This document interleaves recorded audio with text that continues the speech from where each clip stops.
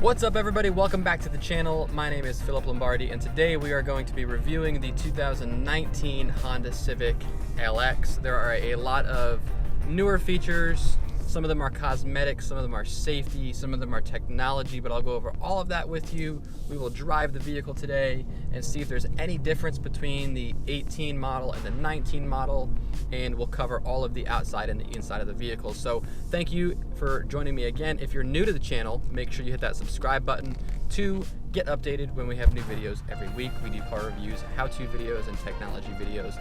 So without further ado, let's get straight into the review of the 2019 Honda Civic LX.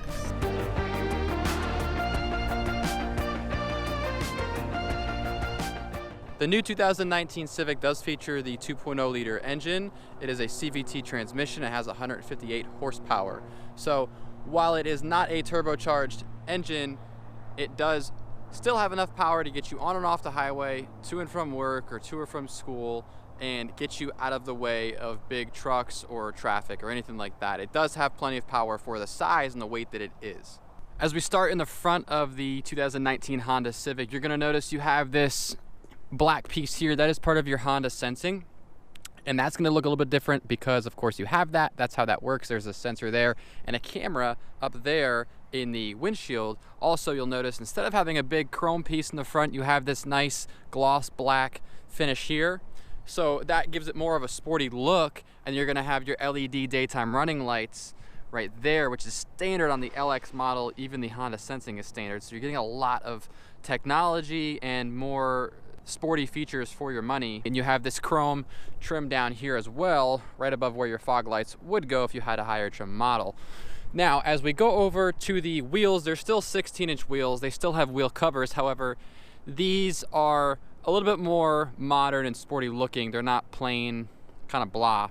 They are black right here with the silver finish. So those pop on and off. They're just regular wheel covers. They're not alloy.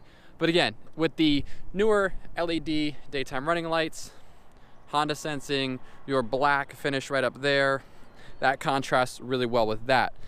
So you'll notice that the car isn't a new redesign. It looks the same. It's the same generation. It's just kind of a refresh for the 2019. And in the back, you have your chrome back here as well. So that helps kind of make that back end pop a little bit sporty here. And then this is kind of set in instead of being flush. So that's a little bit of a change right there as well. Usually you'll notice when they change a car for a mid-generation or a mid-cycle refresh, they'll usually switch up the front and the back of the car to dress it up a little bit, change it up as they're figuring out and engineering the newest redesign. So who knows, maybe we'll see something new for the 2020 or 2021. But for now, this is what we have.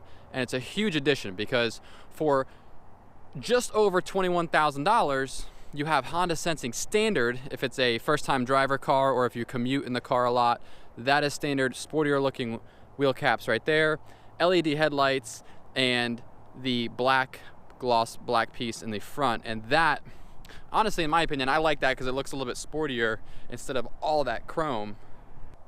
Over on the side as well, you still have the push to open gas lid there. It's a capless fuel filler. That is standard pretty much on all the cars moving forward.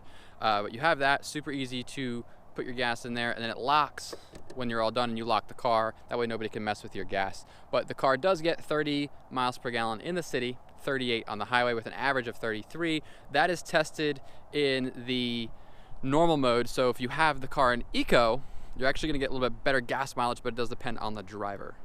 There's a couple things that are new for the 2019 that they didn't really advertise, but a couple things I'll point out to you that are super important and things I'm really glad they added. For example, one of them being a USB cable, even though this doesn't have the Apple CarPlay. But I'll go over a few of those now. Let's jump into the inside of the 2019 Honda Civic LX and check out the interior. All right, so we're sitting in the 2019 Honda Civic LX, and at first glance, this is all gonna look really similar to the 2018, 2017, even the 16. So you have your 5-inch color screen here. It's not touch, you have the hard buttons, and when you put it into reverse, backup camera, which is standard, is gonna pop up, and you have the 3 different views as well. You can just change those by clicking this button here, and that changes those. However, when you go down here, you'll notice you had this little storage deck for your phone or spare change, and then right past that you had the USB port and power outlet. So you had to funnel a wire up through there, and if you have the higher models with the touchscreen, you could utilize Apple CarPlay or Android Auto. But what's really nice, a little hidden fact and feature here, is that now they're giving, what it looks like they're giving you a USB cord. So this is what I've seen on the LX and on the Sport model I did a review of. So I think this is going to be standard on all of them, which is awesome, especially if you have the Apple CarPlay feature on your car. As we jump over to the center, again, at first glance, this all looks really similar and familiar to you if you've been looking at the newer generation Civic, but you'll notice you have the Honda sensing features here now, and you can adjust those right up there. You'll have your adaptive cruise control and lane keep assist lights that come on right there, just like any other Honda. So if you hit main, those turn on, it engages the system, and then you can hit your lane keep assist button there. As we jump over to the left side of the steering wheel, you'll have all of your traditional Honda sensing buttons here. So you have your road departure mitigation right here. You can turn that on and off just with that quick click of the button there. Your traction control, which is just going to be there no matter what, you can hold that down, but the collision mitigation is part of your Honda sensing. So if you hold that down, you'll notice it'll beep and let you know that the system is off. So that's pretty standard. If you've looked at Hondas before and you know what sensing is, then you'll know how that works. So this all looks the same, right? But I noticed when you go over to your settings, that little dial is new, and if you hit enter, you can get into that settings menu, and then you can adjust your TPMS calibration, you can default everything, you can change your maintenance info, your door setup, your lighting setup, all that simple stuff that you used to be able to go into on the touch screen, which you don't have on this one. Now you can easily do it right here, right in front of you. So if we jump over to lighting setup, for example, it'll give me all of the settings like interior light dimming time, headlight auto off timer, and this car also has automatic high beams now, auto high beams on this model. So that's a big plus as well. This interior is pretty similar to what you'd see on the previous generation. It's pretty much exactly the same. You have the contrast stitching on the sides with the black seats. You'll have beige seats or gray seats available as well. And then you have the carbon stitch here as well. So that is the same. This is also the same on the dashboard right there. So you have your kind of your sporty carbon look here with your silver trim, and then this is the soft touch material here, which I think feels a little bit more quality than just a cheap hard plastic. So that is actually quality right there. And then down here you'll have your regular shifter here, brake hold, electronic parking brake, which they carry over from the previous generation, and your econ button right there. The center here is still very spacious. You can slide these cup holders back and forth, take that out if you want to, and this opens up. So because you have the electronic parking brake and no old school e-brake, it opens this up for a ton of storage. So let's look at the trunk area, which is, again, pretty much the same as the previous generation. You're going to have the one bench that folds down. It's not 60-40 split, which I think is the only unfortunate thing, which I wish they did change, was you really need a 60-40 split seat in a car like this, especially if you're commuting or lugging the kids around or anything like that. It's nice to have that option of passing through and having somebody sit back there. But anyway, you would pull this back here. That's how you'd unlock that, fold that all the way down, and then under here you're going to have your spare tire and tools. And the 2019 Hondas, just like the previous models, are going to have 3 years of roadside assistance. So that way if you get a flat tire or you break down or anything like that, they'll come help you out and tow you to the nearest Honda dealer. Alright, so as you can hear, we're accelerating, getting onto the highway. So it's a little loud just because you have the CVT transmission. However, I don't have the radio on or anything like that, any passengers in the car. I don't know if you're anything like me. I drive with some kind of music or some kind of audio coming through the speakers, so the road noise really wouldn't bother me that much, but if you drive in complete silence and meditate all the way to work, that might bother you. But for the most part, you get up to speed pretty quickly and easily, even with the CVT transmission.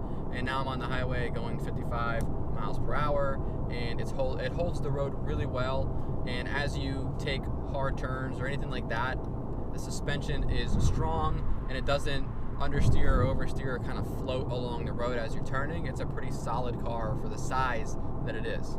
As I'm driving the car along the highway and utilizing the Honda sensing and passing cars and doing everything that I would do to make sure that the car kind of would meet my requirements as a driver, I've noticed that you don't have the blind spot indicators. And even though I knew the car didn't have them to begin with, you don't really realize until you go to look and you notice you don't have them. So because they've done away with the blind spot camera and they're putting the blind spot indicators on the higher end models, this car doesn't have either. So I think that's the only thing that they should have done, and I wish they would have done. That way, just in case I miss something in my blind spot or I'm just not paying attention, it'd be nice to have that audible warning or that flashing right there, or the camera. Only downside I think there is to the newer model. What I've noticed is the car really is going to handle the same, road noise is going to be the same, all of that stuff. Safety features are the same with the exception of the Honda Sensing. That obviously is on the car now and works very well, but the road noise, if you could hear it kind of similar to what I'm hearing, it's still there. It's not like you're going to be driving a Lexus or a higher end car, but for a car that you may commute in, or a first driver's car, or just a car under $22,000, the road noise is good. It's quiet enough to where it's not going to annoy me. There's not going to be a loud drone in the car the whole time I'm going down the road. So as far as safety goes, road noise, handling, all of that stuff, obviously it checks all the boxes, but the biggest win for this car now is the fact that you get Honda Sensing Standard. That's the biggest plus. You're going to get mid-30s gas mileage, and it's a fuel-efficient engine that has enough power to get you to and from where you need to go. But the biggest thing for me is that it's under $22,000, and you have some technology that you don't even have on some of the higher-end vehicles. All right, I've covered everything that the 2019 has to offer. A couple key big changes from the 2018 to the 19. And I think it looks a little bit better too, plus you have Honda Sensing. Hope you guys enjoyed this review of the 2019 Honda Civic LX. If you did, just give a thumbs up. And if you're new to the channel, make sure you hit that subscribe button down below to see new videos and reviews every week. Thank you guys, we'll see you on the next video.